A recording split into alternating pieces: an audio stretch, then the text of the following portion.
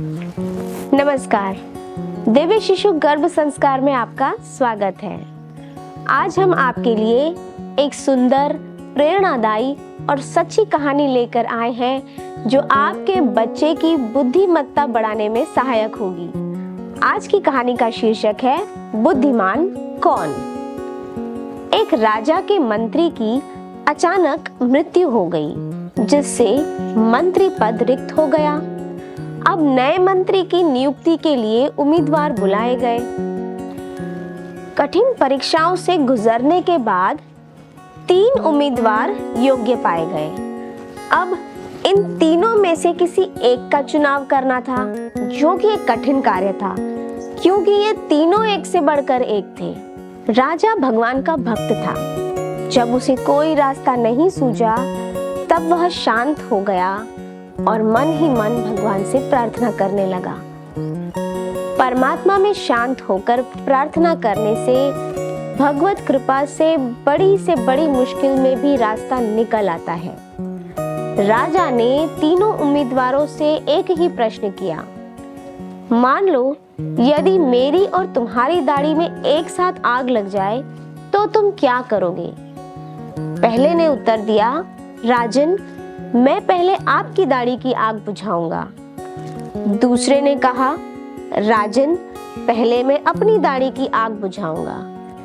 तीसरे ने सहज भाव से उत्तर दिया, राजन, मैं एक हाथ से आपकी दाढ़ी की आग बुझाऊंगा और दूसरे हाथ से अपनी दाढ़ी की आग बुझाऊंगा।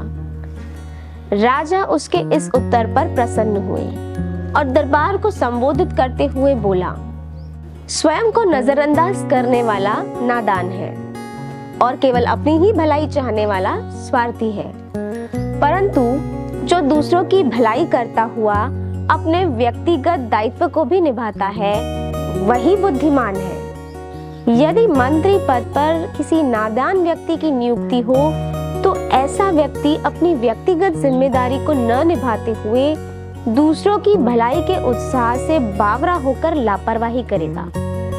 वह उस मशालची की तरह हंसी का पात्र बनता है, जो दूसरों को रास्ता दिखाने के जोश में खुद कुएं में गिर पड़ता है। यदि इस पद पर स्वार्थी व्यक्ति नियुक्त होता है, तो राज्य का चाहे कुछ भी हो, वह अपनी स्वार्थ सिद्धि में ही लगा रहेगा। मानवीय संवेदना विहीन ऐसा व्यक्ति आगे चलकर गद्दार व भ्रष्टाचारी होकर अपना तो सत्यानाश करेगा ही, साथ ही राजा व प्रजा को भी हानि उठानी पड़ेगी।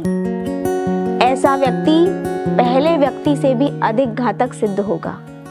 बुद्धिमान व्यक्ति दूसरों की भलाई के साथ साथ अपने दायित्व को भी निभाएगा।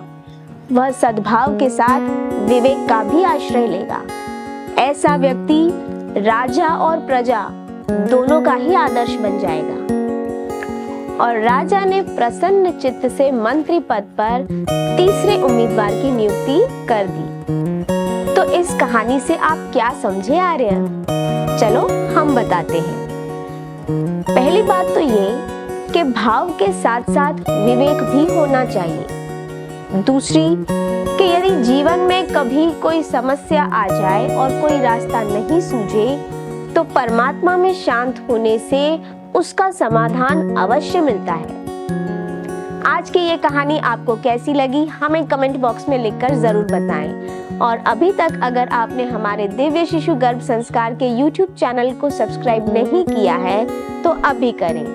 साथ ही बेल आइकन को भी दबाएं, ताकि आने वाली वीडियोस की नोटिफिकेशन सबसे पहले आपको मिलती रहे। आपके बच्चे के हृदय में सद्गुणों की सुवास महकाने के लिए ऐसी ही सच्ची और अच्छी कहानियां लेकर हम जल्द ही दोबारा मिलेंगे। तब तक के लिए नमस्कार। अधिक जानकारी के लिए संपर्क करें महिला उत्थान मंडल द्वारा संचालित दिव्य शिशु गर्भ संस्कार केंद्र, संत श्री आशाराम जी बापू आश्रम, अहमदाबाद।